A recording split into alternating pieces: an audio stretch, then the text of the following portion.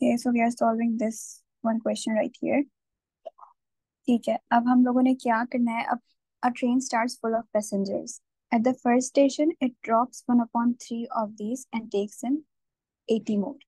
अच्छा, अब इन वाले क्वेश्चंस में हमारी अप्रोच क्या होती है कि हम लोग जो है वो जैसे जैसे वो लाइन में बताते जाते हैं ना, वैसे वैसे हम लोग अपनी इक्वेशन बनाते जाते हैं। हम लोग एंड के लिए नहीं छोड़ते कि सब कुछ एंड में लिख देंगे। तो जैसे कि फर्स्ट टाइम स्टेटेड है कि at the first station it drops one upon three of these and takes in 80 more. तो भाई उसने जो है वो ट्रेन में वन अपॉन थ्री ड्रॉप कर दिए। अब वन अपॉन थ्री ड्रॉप कर दिए तो ट्रेन में कितने बचे? Two upon three. ये वाली बात समझने वाली है कि आपके पास कोई भी फ्रैक्शन दिया हुआ हो तो उसमें से आपको जब, जैसे फॉर एग्जांपल कितने बचे प्रेजेंट दिए में हो, एब्सेंट कितने होंगे? One minus one minus one upon three, ऐसे होगा। ठीक है। प्रेजेंट एब्सेंट दिए हुए हों, डेड अलाइव दिए हुए हों, मैन वुमेन दिए हुए हों, तो उसमें आप लोगों की ऐसे होता है कि वन में से माइनस कर दोगे तो वो जो रिमेनिंग चीज होगी ना वो उसमें आ जाएगी। तो वन अपॉन थ्री जब ड्रॉप हो गए तो टू अपॉन थ्री अभी ट्रेन में बचे, two upon three of the total passengers x. ठीक है। फिर उसके बाद एंड टेक्स इन 80 मोर। अब 80 मोर वो ट्रेन ले लेगी ऐसे।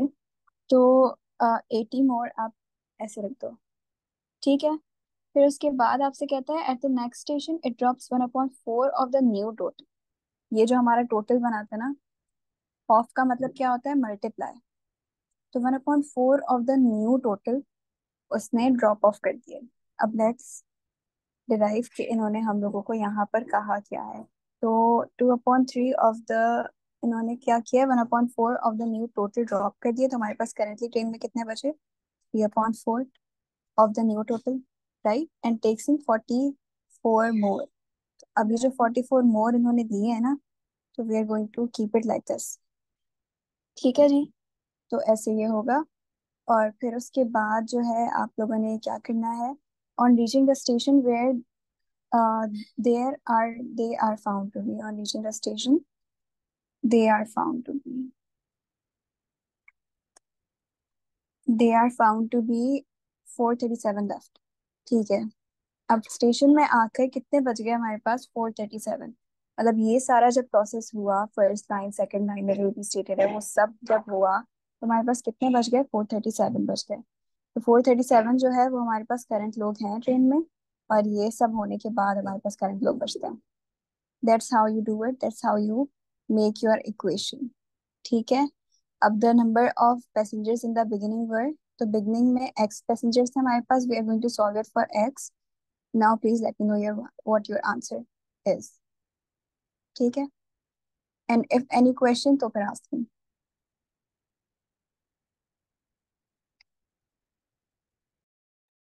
अच्छा जी, तो now we have a very important topic. उसका ही लेक्चर नंबर 2 है, रियल लाइफ वर्ड प्रॉब्लम्स का, ratios rates and word problem और परसेंटेजेस। ठीक है। अब first we are going to cover ratios and proportions. ठीक है। अब हम लोगों ने कल क्लास में हम लोगों ने प्रोपोर्शनैलिटी थोड़ी बहुत पढ़ ली थी कि डायरेक्टली प्रोपोर्शन कब होता है, इनवर्स कब होता है। पर डायरेक्टली प्रोपोर्शनल का मतलब होता है y equals to K X. Inverse का प्रोपोर्शन हम लोग ऐसे लिखते हैं y equals to K upon X. ठीक है, where K is a constant. Direct proportion होता क्या है? In case any one of you doesn't know, तो डायरेक्ट प्रोपोर्शन वो होता है कि आपके पास एक क्वांटिटी बढ़ेगी से y हमारे पास बढ़ेगा, तो दूसरी क्वांटिटी भी बढ़ेगी से x हमारे पास भी बढ़ेगा। ठीक है। जैसे जैसे y बढ़ेगा वैसे वैसे x भी बढ़ेगा। इनवर्स प्रोपोर्शन में हाउएवर क्या होता है, अगर एक क्वांटिटी कम होती है, y फॉर एग्जांपल कम होता है, तो हमारे पास x जो है वो बढ़ता है। वाइस वर्सा, x बढ़ता है तो y कम होता है, y बढ़ता है तो x कम होता है। ठीक है। तो ये वाली चीज होती है इनमें, इनवर्स में और डायरेक्ट में। तो सेट सैम्पल क्वेश्चंस आप देख लें कुछ इसके। रेशियोज एंड प्रोपोर्शंस में सच आपको कोई फार्मूलाज वाली बात नहीं है जो बताई जाए। और एक चीज है, यस, फॉर एग्जाम्पल अगर हमारे पास दिया हुआ हो A/B/C,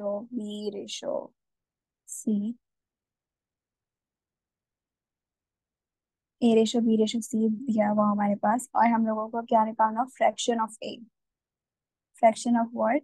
फ्रैक्शन ऑफ A और B और C, वॉट एवर। तो हम लोग कैसे निकालेंगे फ्रैक्शन ऑफ C? हम लोग कैसे निकालेंगे C? जो हम लोग को फाइंड करना है, डिवाइडेड बाय A+B+C। ऐसे we are going to evaluate this one fraction, कि हम लोग के पास A/B/C जब दिया हुआ हो तो हम लोग C की फ्रैक्शन कैसे निकालेंगे, C/A+B+C। ठीक है। सिमिलरली अगर B की निकालनी होती है हम लोगों को, तो हम लोग B को ऊपर रखते और ऐसे कर देते। सही है। It stage for every ratios, it stage the same for every ratios. अगर हमारे पास A/B होता तब भी यही चीज करते हैं हम लोग। ठीक है। 4/2, 5/2, 3/2, सब में ये रूल फॉलो होगा। जो फाइंड करना है वो न्यूमरेटर में आएगा, फिर इन दोनों की जो सम होगा वो डिनोमिनेटर में आएगा। अब हमारे पास सैम्पल क्वेश्चंस हैं कुछ, हम लोग वो कर लेते हैं, तो please start solving this one.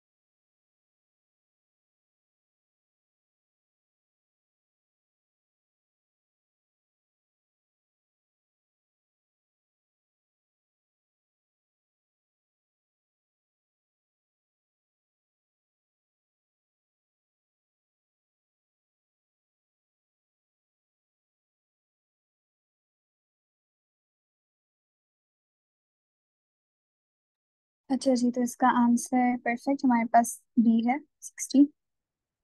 हमने इसको सॉल्व कैसे किया है, मैं बस छोटा सा ब्रीफ दे दूं कि हम लोगों ने इसको सॉल्व कैसे करना है। हम लोगों के पास जो है प्रॉफिट 70 आ रहा है फॉर एवरी 30 बैग्स। ये माइनस नहीं है, ये डैश है। ठीक है। और फिर हमारे पास जो है वो how many bags should the shopkeeper sell to get a profit of 1400। 1400 profit आ रहा है फॉर एवरी,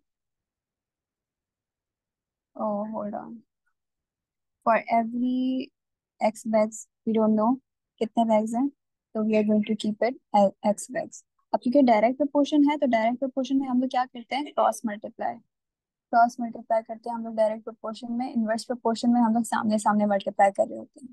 ठीक है। तो 70x और 3 × 1 1400, तो इट्स गोइंग टू बी 4200। ऐसे हम लोग सॉल्व करेंगे एक्स के लिए, तो हमारे पास आंसर 60 आ जाएगा। रिमेम्बर, डायरेक्ट प्रोपोर्शन में क्रॉस मल्टीप्लाई, इनवर्स में सामने सामने वाली क्वांटिटीज को मल्टीप्लाई करेंगे।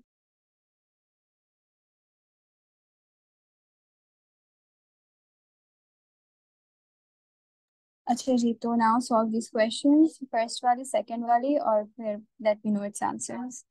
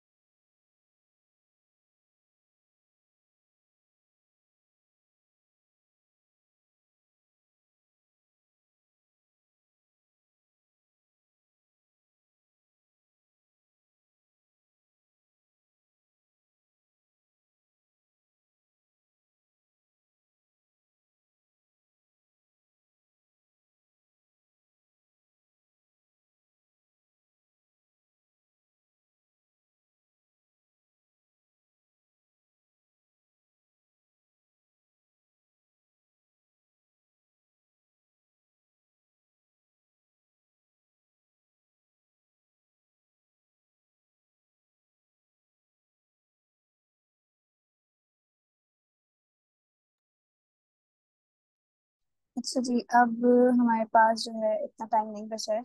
मैं दूसरी मीटिंग का लिंक भेज रही हूँ आपको, उधर से रिज्वाइन करो और फिर हम लोग क्वेश्चन देखते हैं।